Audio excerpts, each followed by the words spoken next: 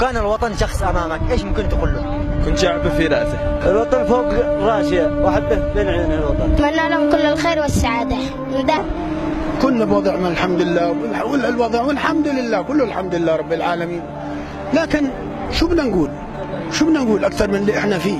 الناس بتتفرج علينا، شايفانا عاد في ظروفنا في اليمن، كل واحد عمله في حاله وناسينا في البلد هاي. آسف خذلناك يا وطن، ولكن حتما سنعود. قدرك صعب أوصف له الذي في قلبي. أنت أملي وأنت المستقبل.